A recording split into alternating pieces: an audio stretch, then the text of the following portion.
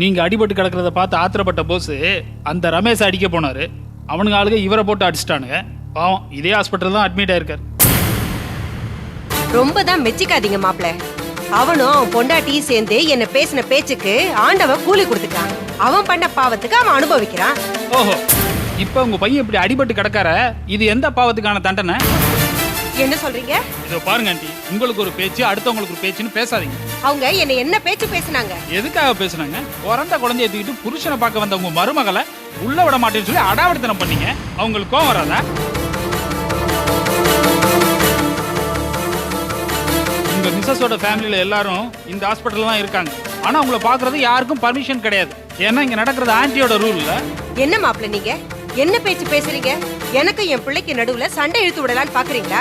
இதுதான் நீங்க படிச்ச படிப்போட லட்சணமா? Nirmala, this is the limit. என்னோட படிப்பை பத்தி எல்லாம் யாரும் இங்க பேச வேணாம், அப்புறம் எனக்கு கோவம் வரும்.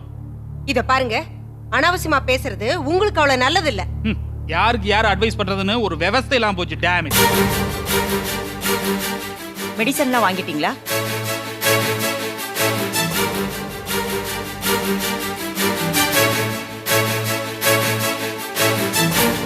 மாணிக்கம், அவங்க என்ன எவ்வளவு கேவலமா பேசினாங்க தெரியுமாப்பா? மாப்பிள்ளை ஏதோ புரியாம பேசிட்டு போறாரு. என் மேல எந்த தப்பு இல்லப்பா.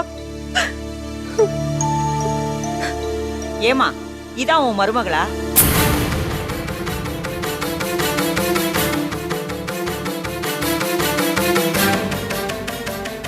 ஆமா, அன்னைக்கு ஒரு பொண்ணு கையில கை குழந்தையோட வந்து இவரை பார்க்கணும்னு சொன்னிச்சே, அது யாரு?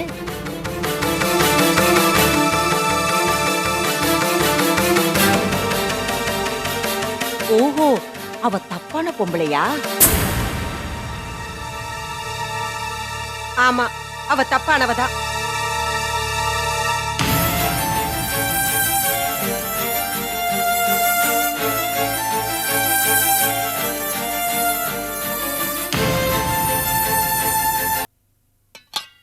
விஜய் கிளம்பிட்டியா? போலாமா? டீ சாப்பிட்டு போயிடலாம். கிளம்புற டயத்துல எதுக்கு டீ? வா போலாம். இல்லைங்க, எனக்கு டீ சாப்பிடணும் போல இருக்கு. உங்களுக்கு வேணும்னா சொல்லுங்க, போட்டு தரேன். சரி போடு, சாப்பிட்டு போலாம்.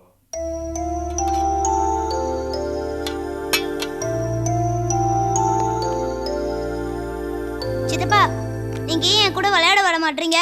வாங்க விளையாடலாம். உங்க சித்தி போற ஆட்டமே என்னால தாங்க முடியல. இது எங்கிட்ட நான் விளையாட வர்றது? அதான்.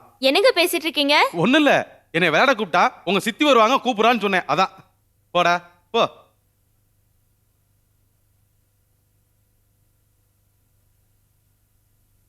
கோபி என்ன? யாரு? வாங்க உட்காருங்க. என்ன இவ்வளவு தூரம்? இவன் நாளைக்கு ஊருக்கு கிளம்புறா. உங்களை நேர்ல பார்த்து சொல்லிட்டு போகணும்னு ஆசைப்பட்டா. அதான் வந்தோம். என்னங்க என்ன இவ்வளவு பெரிய மனுஷன் ஆக்கிட்டீங்க? எனக்கு என்ன அவ்வளவு வயசாயிருச்சா என்ன? அப்படி இல்ல என்ன, பெரிய மனுஷத்தனங்கிறது வயசுல மட்டும் இல்ல, அவங்க நடந்துக்கிற விதத்திலயும் பக்குவத்திலயும் தான் இருக்கு. என்ன பொறுத்த வரைக்கும் நீங்க மரியாதைக்குரிய ஆளு. இந்த மாதிரிலாம் பேசாதீங்க, எனக்கு ரொம்ப கஷ்டமா இருக்கு. விஜி, இவங்க திவ்யா என் கூட கார்மெண்ட்ஸ்ல வேலை பார்த்தாங்க. அது அவங்க அம்மா, என் ஒய்ஃப். காஃபி. சரிங்க, எடுத்துட்டு வரேன்.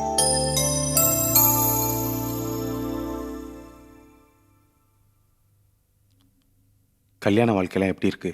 உங்க புண்ணியத்துல இவன் நல்லபடியா இருக்காப்பா. ஏன் புண்ணியத்திலையா? திவ்யா எந்த பாவமே பண்ணல, அதனாலதான் இந்த கல்யாண வாழ்க்கை நல்லபடியா அமைஞ்சிருக்கு. அப்படி இல்லப்பா, இவள அந்த படுபாவி பைய ஏமாத்தி நிர்கதியா விட்ட நிலையில நீங்க தானே தைரியம் சொன்னீங்க. நீங்க மட்டும் அந்த நேரத்துல உதவி பண்ணலன்னா என் பொண்ணு நான் உயிரோடையே பார்த்திருக்க முடியாது. இவளுக்கு இப்படி ஒரு வாழ்க்கை கிடைச்சதுக்கு உங்களுக்கு நாங்க ரொம்ப நன்றி கடன் பட்டிருக்கோம்ப்பா. மனுஷனா பிறந்த எல்லாருமே செய்யக்கூடிய ஒரு சாதாரண உதவியத்தை நான் செஞ்சிருக்கேன்.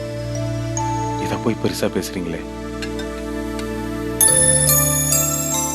என்னங்க, என்ன பேசிட்டு இருந்தீங்க? ஒண்ணு இல்ல விஜி, இப்ப கார்மெண்ட்ஸ் எல்லாம் எப்படி நடந்துட்டு இருக்குன்னு கேட்டாங்க, அதத்தான் சொல்லிட்டு இருந்தேன். வேற ஒண்ணும் இல்ல. கோபி, இவங்க உங்க பொண்டாட்டி தானே, மூடி மறைக்கிறதுல என்ன இருக்கு? அம்மா, என் பொண்ணு ஒரு அயோக்கியம் ஏமாத்தி கெடுத்துட்டு போயிட்டா. கோபி தான் அந்த நேரத்துல ஆறுதல் சொல்லி ஹாஸ்பிட்டல் கூட்டிட்டு போய் உதவி செஞ்சாரு. கோபி தம்பி கொடுத்த தைரியத்துல தான் என் பொண்ணுக்கு வாழ்க்கையிலேயே நம்பிக்கை வந்துச்சு.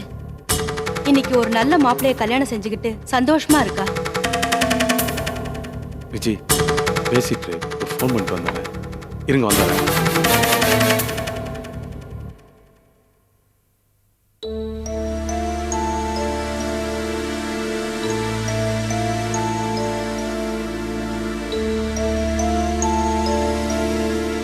ஆமா, லவ் பண்ணி தான் ஏமாந்தீங்களா?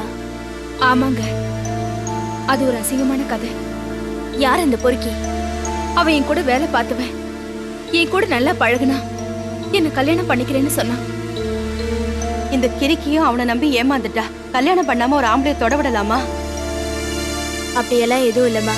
காதலிச்சவன் அயோக்கியனா இருந்தா கல்யாணம் ஆனா என்ன ஆகாட்டி என்ன, தப்பான ஆளை செலக்ட் பண்ண அந்த நிமிஷத்திலேயே நம்ம ஏமாந்துடுறோம். கரெக்டா சொன்னீங்க.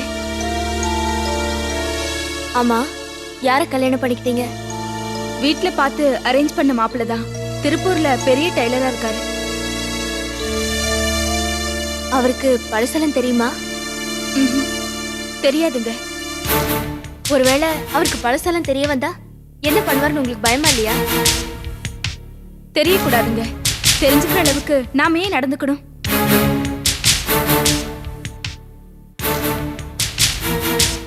பாவம் இல்லையா அவரு? பாவம்தான், ஆனா ரொம்ப நல்லவரு. என் மேல உயிரையே வச்சிருக்காரு.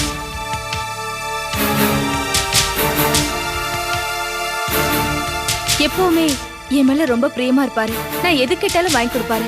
எந்த நேரமும் சிரிச்ச முகமா இருப்பாரு. என்ன 2 பேரும் ரொம்ப நெருக்கமாயிட்டே போல இருக்கு.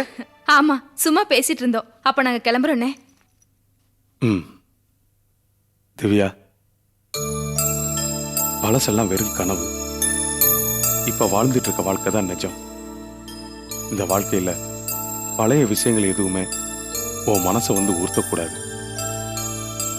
உன் புருஷனை புரிஞ்சுக்கிட்டு நல்லபடியா வாழ்க்கையை நடத்து.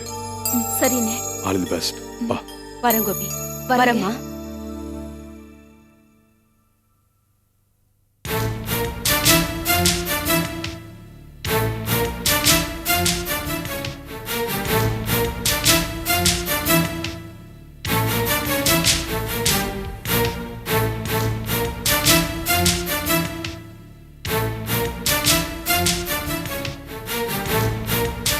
விஜி போலாமா? விஜி விஜி விஜி ஆ? ஹாஸ்பிட்டல் போலாமா? இல்லைங்க, எனக்கு ரொம்ப டயர்டா இருக்கு. டயர்டா இருக்கு. நம்ம போய் தானே அவங்கள லீலா வீட்டுக்கு அனுப்பணும். சரி, ஒன்று செய்யலாம். நீ ரெஸ்ட் எடு, நான் போய் அவங்கள அனுப்பிச்சு வச்சுறேன். இல்லைங்க, நானும் வரேன். பரவாயில்ல, நீ ரெஸ்ட் எடு, நான் பாத்துக்கிறேன். பரவாயில்லைங்க, நானும் உங்க கூட வரேன். ஓஹோ, பிறந்து விட்ட ஆளுகளை பார்க்கணுன்னு ஒன்று டயர்ட்லாம் தெரியலையா? சரி வா போலாம்.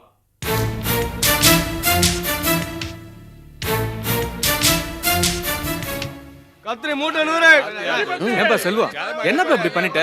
உன்னை பார்த்தப்பவே நான் உங்க வீட்டுல உன்னை பத்தி சொல்ல நினைச்சேன். நீ சொல்ல வேணாம், தடுத்துட்ட. இப்ப உங்க வீட்டுல ஒரு பிரச்சனை ஆயிடுச்சுப்பா. ஐயோ, என்னாச்சு? மார்க்கெட்ல எலெக்ஷன் நடந்ததுப்பா. அதுல உங்க அண்ணன் ரமேஷ் எழுத்து நின்று ஜெயிச்சிட்டாரு. அது பொறுக்க முடியாம ரமேஷோட ஆளுங்க உங்க அண்ணன் அடிச்சு போட்டாங்க. உங்க அண்ணன் சீரியஸா நிலைமையில ஹாஸ்பிட்டல்ல அட்மிட் பண்ணிருக்காங்க. கடை மூடியே கிடக்கு. இந்த விஷயத்தை உங்ககிட்ட சொல்லி உன்னை ஊருக்கு அனுப்பலாம் தான் நான் இங்க வந்தேன். சரி, உடனே முதல்ல சொல்லி ஊருக்கு கிளம்புறேன். நீ கடையை பார்த்துக்கோ. இவ்வளவு விஷயங்கள் இருந்திருக்கு. நீ சொன்ன வேலையை மட்டும் செஞ்சுக்கிட்டு அமைதியா இருந்திருக்க. சார், தப்பா நினைக்க கூடாது. என்னை பத்தின முழு விவரத்தையும் சொல்றதை விட ஒரு சாதாரண வேலைக்காரன உங்க கடையில வேலைக்கு சேர்ந்தா எக்ஸ்பீரியன்ஸ் கிடைக்கும்னு நினைச்சேன், அவ்வளவுதான். மற்றபடி தப்பான நோக்கம் எதுவும் இல்லை சார். சாச்சா, உனக்கு தப்பான நோக்கம் இருக்கு நான் சொல்லவே இல்லை. கோயம்பேடு மார்க்கெட்ல சொந்தமா கடை வச்சிருக்க. இங்க வந்து இவ்வளவு அமைதியா வேலை பார்த்திருக்கேன்னு நினைக்கும் போது ரொம்ப ஆச்சரியமா இருக்கு. இதுல கர்வப்படுறதுக்கு எதுவும் இல்லை சார். உங்க கடையில வேலைக்கு சேர்ந்த போது 100% ஒரு நல்ல வேலைக்காரனா நடந்துக்கணும்னு ஆசைப்பட்டேன். ஏதோ என்னால முடிஞ்ச வரைக்கும் அந்த மாதிரி நடந்துகிட்டு இருக்கேன், அவ்வளவுதான் சார். உன்னை நினைக்கும் போது என் மனசுக்கு ரொம்ப நிறைவா இருக்குப்பா. ஆனா நீ போகணுங்கிறத நினைக்கும் போது ரொம்ப வருத்தமா இருக்கு. எனக்கே இப்படி இருக்கும்போது உங்க அம்மா அண்ணனுக்கெல்லாம் எப்படி இருக்கும்? சரிப்பா, உடனடியா கிளம்பு. இந்தா. என்ன சார் இது? உனக்கு சேர வேண்டிய பணம். ரொம்ப அதிகமா இருக்கே சார். உன் மேல பிரியம் அதிகமா இருக்கே. பிரியம் அதிகமா இருக்கலாம் சார், பணம் அளவா இருந்தா தான் நல்லது. இது எனக்கு வேண்டாம் சார். இந்த பாரு, உங்க அண்ணன் ஹாஸ்பிட்டல் இருக்காரு. அவர்கிட்ட பணம் இருக்கோ இல்லையோ தெரியாது. அதனால இந்த பணத்தை அவர்கிட்ட கொடுத்தியானா ரொம்ப உபயோகமா இருக்கும். தட்டாம வாங்கிக்க. சாரி சார், அங்க போய் என்ன நிலைமைனாலும் நான் சமாளிச்சிடுவேன். அதுக்காக நீங்க என் மேல வச்சிருக்கிற பிரியத்தை இப்படி நான் உபயோகப்படுத்திக்க விரும்பல சார். தயவு செஞ்சு இது எனக்கு போதும், இதை வாங்கிக்கங்க. என்ன சொன்னாலும் வாங்கிக்க மாட்டேங்கிற. உன் குணத்தை ரொம்ப பாராட்டுறேன்ப்பா. தேங்க்யூ சார், வரேன். இங்க பாரு, போனதும் எங்களை மறந்துடாம கொஞ்சம் ஃபோன் பண்ணேன். உன் அண்ணன் உடம்பு எப்படி இருக்குன்னு உடனே எங்களுக்கு விவரம் சொல்லு. உங்களை என்னால மறக்கவும் முடியாது, மறக்கக்கூடிய ஆள் நானும் இல்லை சார். வரேம்மா. போயிட்டு வரேன் வாப்பா. இந்த காலத்துல இவனை மாதிரி நல்லவனை பாக்குறது கஷ்டம். இவன் குணத்துக்கும் திறமைக்கும் நிச்சயம் பெரிய ஆளா வருவான். எப்படிங்க சொல்றீங்க? ஏன்னா நானும் சின்ன வயசுல இவன மாதிரி தான். எந்த காரியத்தை எடுத்தாலும் நேர்மையோட ஆர்வமா சுறுசுறுப்பா செஞ்சு முடிப்பேன். இவனும் அதே மாதிரி இருக்கிறதுனால நிச்சயம் கூடிய சீக்கிரம் ஒரு பெரிய ஆளா வருவான். எனக்கு எப்படி நீ ஒரு நல்ல மனைவியா அமைஞ்சியோ, செல்வத்துக்கும் அதே மாதிரி நல்ல மனைவி வருவான்னு நினைக்கிறேன்.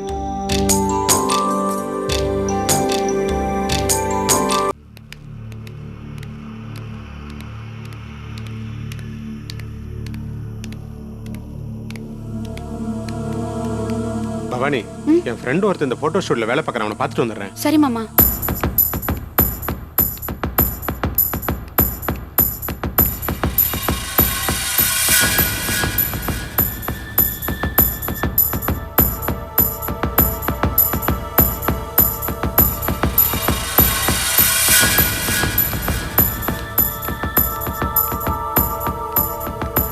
போலாம்.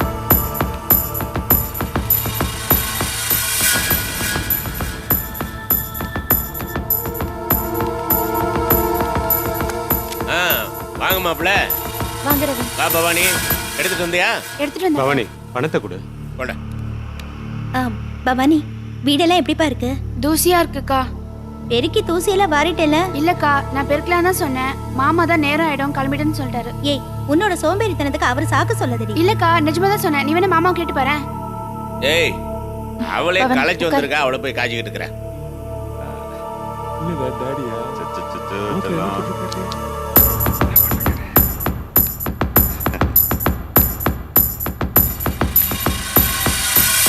என்னங்க அதுக்குள்ள கிளம்பிட்டீங்களா? வெளியில வேலை இருக்கு. வீட்டுக்கு வரும்போது பால் பாக்கெட் வாங்கிட்டு வந்துருங்க.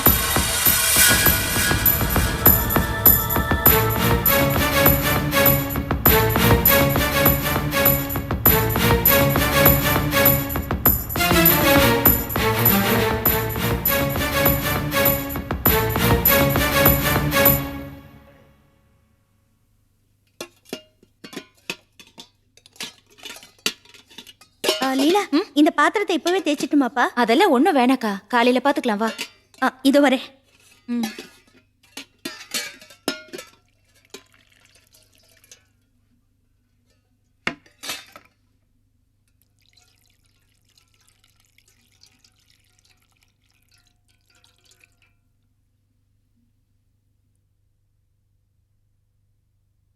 அப்புறம் சம்பந்தி, டாக்டர் என்ன சொன்னாரு?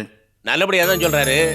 குணமாயிட்டு வரானா, உள்காயமெல்லாம் ஆறுறதுக்கு மருந்து மாத்திரை எல்லாம் தரேன், அதை சாப்பிட்டு ரெஸ்ட்ல இருந்தா போதும்ன்றாரு. எடுக்கட்டும், நல்லா ரெஸ்ட் எடுக்கட்டும். இல்ல, இப்பதான் அவருக்கு பொறுப்பு வந்து வேலைக்கு போய் சம்பாதிக்க ஆரம்பிச்சாரு. அதுக்குள்ள ஒரு கெட்ட நேரம் வந்து இப்படி எல்லாம் இழுத்து விட்டுடுச்சு. கவலைப்படாத தனம், எது எப்படி நடக்கணுமோ அப்படித்தானே நடக்கும். நீ ஒன்னும் மனசை போட்டு குழப்பிக்காத. ஆமாப்பா, அவர் என் கூட நல்லபடியா இருந்தா அதுவே எனக்கு போதும். காசு பணம் எப்ப வேணாலும் சம்பாதிச்சுக்கலாம். லீலா, கேலண்டர் எங்க இருக்கு? அது அங்க இருக்குக்கா. லீலா, ரவி எங்க காணோம்? வெளியில போயிருக்காரு மாமா. எங்க போனா? என்கிட்ட சொல்லிட்டு போல. ஆட, என்னம்மா இது, நேரங்காலத்தோட எல்லாரோட சேர்ந்து உட்காந்து சாப்பிட்டு இருக்கலாம்ல, இப்படி சாப்பிடாம சுத்திக்கிட்டு இருக்கானே. எதுக்குமா கேலண்டர் பார்த்துட்டு இருக்கிற? அப்பா, நாளைக்கு அவர் டிஸ்சார்ஜ் பண்ணோம்ல, அதுக்கு தான் நல்ல நேரம் பார்த்துட்டு இருக்கேன். சரி. அப்பா, என்ன நாளைக்கு போட்டு காலையில 1 மணி நேரம் தான் நல்ல நேரம்ப்பா.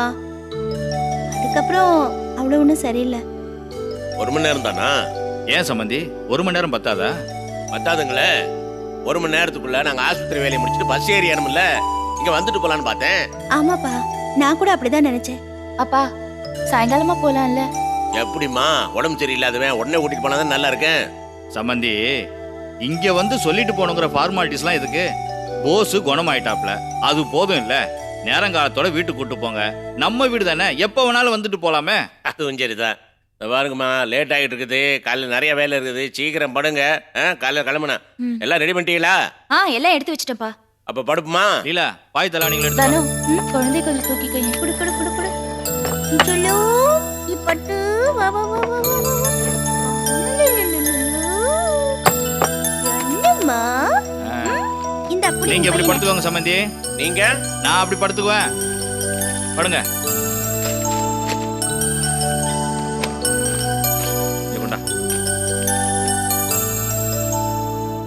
இங்க போட்டுருக்கா. அக்கா நீங்களே இங்க படுத்துக்கோங்க, நான் இங்க படுத்துக்கிறேன். ஏய் நீ போய் ரூம்ல படுறீ. வேண்டாக்கா, நான் இங்கேயே படுத்துக்கிறேனே. போய் படுறீங்கற. அக்கா நான் இங்கேயே படுத்துக்கிறேன். சரி சரி. அண்ணே ஒன்றும் இல்லை கோபி, எப்போதான் இங்கேருந்து போகணும்னு இருக்கு. ஏன் ஹாஸ்பிட்டல்ல இருந்து போர் அடிச்சிச்சா? எத்தனை நாளைக்கு தான் மல்லாக்கு படுத்து மோட்டு வேலையே பார்த்துட்டு இருக்குது. பார்த்து ரசிக்கிறதுக்கு ஒரு பள்ளி கூட கிடையாது. என்ன இப்படி ஒரு வினோதமான ஆளா இருக்கிய? ஹாஸ்பிட்டல்ல வந்து பள்ளியை ரசிச்சுக்கிட்டு இருந்தேங்கிறியா? எத்தனை நர்ஸுங்க வந்துட்டு போறாங்க. வர்ற நர்ஸெல்லாம் டீச்சர் அம்மா மாதிரி மிரட்டிட்டு போகுது. ஒரு நர்ஸாவது சிரிச்ச மூஞ்சியா இருக்கா? என்ன மாமா பேச்செல்லாம் ஒரு தினசா இருக்கு. நான் போய் தனா கட்ட சொல்லட்டுமா? நாங்க ஏதோ சகலைங்க ஜாலியா பேசி சிரிச்சுக்கிட்டு இருக்கோம். இதை போய் உங்க அக்கா கிட்ட சொல்லிவிடாத. திரும்ப அடிபட்டு இதே ஹாஸ்பிட்டல் வந்து படுத்துக்க வேண்டியது. என்ன சீட்டு கிட்ட வேணா வாங்கிட்டு வரட்டுமா? விளையாடலாம்ல. என்னங்க நீங்க, இது ஹாஸ்பிட்டலா இல்ல கிளப்பா? நீங்க பாட்டுக்கு சீட் விளையாடலாம்னு சொல்றீங்க. மாமா சும்மா பேசிட்டு இருங்க, அது போதும். பாத்தியல கோபி, விஜய் டீச்சர் அம்மாவுக்கெல்லாம் டீச்சர் அம்மா. எனக்கு தெரியாதானே அது? ஏ மாமா ஒழுங்கா ரெஸ்ட் எடுத்துட்டு ஹாஸ்பிட்டலை விட்டு வீட்டுக்கு போற வேலையை பாருங்க. ஏன் விஜய் அவரை போட்டு இப்படி படுத்துற? அவருக்கு தான் இப்ப உடம்பு தேறிச்சுல்ல. என்ன இப்ப உடம்பு வலியெல்லாம் எப்படி இருக்கு? பரவாயில்ல கோபி, ஆனா கண்ணுல தான் ஏதோ பஞ்சடைச்ச மாதிரி இருக்கு. பூச்சி பறக்கிற மாதிரியே இருக்கு. அது ஒண்ணும் இல்ல மாமா, நீங்க ஹாஸ்பிட்டல்லே இருக்கீங்கல்ல, அதான் உங்களுக்கு அப்படி தோணுது. நாளைக்கு காலையில ஐ கிளீனர் வாங்கி தரேன், அதை கண்ணில் போட்டு கிளீன் பண்ணுங்க, எல்லாம் சரியா போயிடும். காலையில மறக்காம வாங்கிட்டு வந்துரு. அதை போட்டு கண்ணை கிளீன் பண்ணி பார்ப்போம். அப்போ நர்ஸ் எல்லாம் கொஞ்சம் பழிச்சிட்டு தெரியுதான்னு. விஜய், நீ நர்ஸா வேலை பார்த்ததும் இந்த சமயத்துல உதவியா தான் இருக்கு.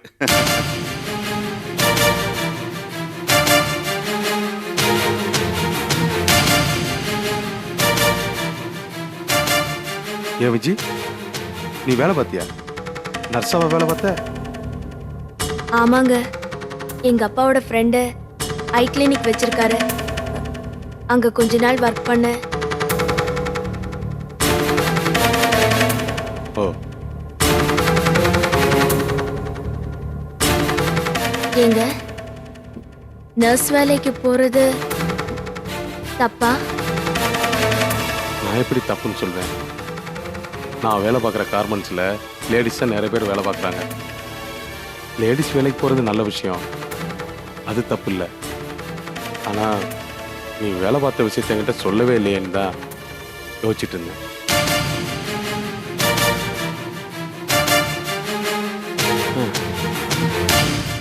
இன்னும் இது மாதிரி எவ்வளோ புது புது விஷயங்கள்லாம் மறைச்சி வச்சுட்டு இருக்கியோ தெரியல.